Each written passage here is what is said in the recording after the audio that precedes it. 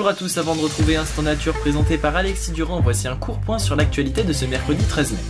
Un hommage au personnel soignant sera organisé durant la fête nationale le 14 juillet prochain.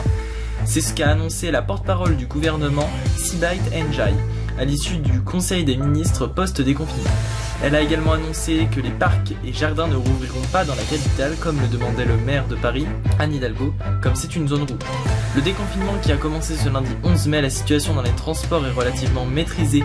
Dans les écoles, les élèves reprennent progressivement. Quant à l'oral de français, le ministre de l'Éducation nationale, Jean-Michel Blanquer, se prononcera fin mai. Enfin, dans le reste de l'actualité, la députée LREM Laetitia Avia est accusée d'avoir tenu des propos homophobes et racistes. On termine avec la météo. Après le début de semaine orageux, ce jeudi, il y aura un grand soleil sur tout le pays, sauf dans le sud-ouest. Les températures 14 à Lille, 16 à Strasbourg et 22 degrés en Corse. Voilà pour l'actualité, elle se poursuit en direct sur notre compte Twitter, @groupeinfotv. Bon après-midi.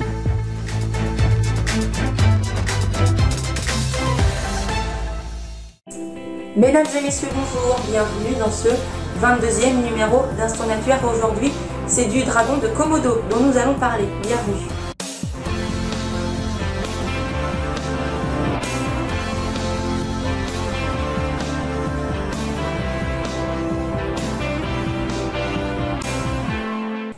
Allez, commençons notre émission sur le dragon de Komodo ou le varan de Komodo, on peut dire les deux. On commence avec sa description physique, c'est ce qu'il faut tout d'abord savoir. Ce qu'il faut tout d'abord savoir, c'est que le dragon de Komodo appartient à la famille des varans. Il pèse environ 70 kg, voire plus, et mesure de 1 à 3 mètres. Sa peau peut être grise, noire ou vert foncé. Elle est recouverte de plaques muni de petits os, il a une soixantaine de dents et a une longue langue qui lui sert pour sentir les odeurs et pour se déplacer dans l'obscurité. En effet, la journée, il peut voir jusqu'à 300 mètres, mais la nuit, sa vision est très limitée.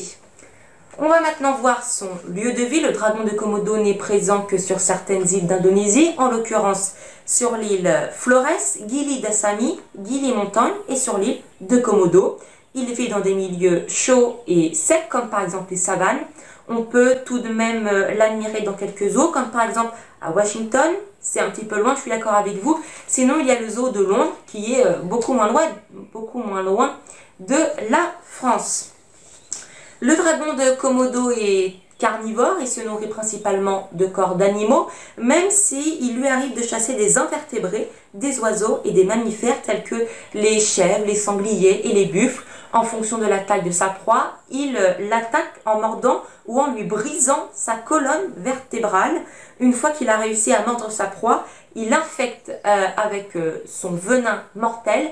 Ses mâchoires ne sont pas très puissantes, mais elles sont très élastiques, ce qui lui permet d'avaler en entier une proie de la taille d'une chèvre. Une fois qu'il a digéré la chèvre, il régurgite les cornes, les dents et les poils. Et on va terminer cette émission avec son espérance de vie ainsi que son cri. Le dragon de Komodo peut vivre jusqu'à 50 ans et pour son cri, il en émet plusieurs. Comme par exemple des sifflements ou des grondements. Il a recours à des cris pour marquer sa soumission à un dragon dominant.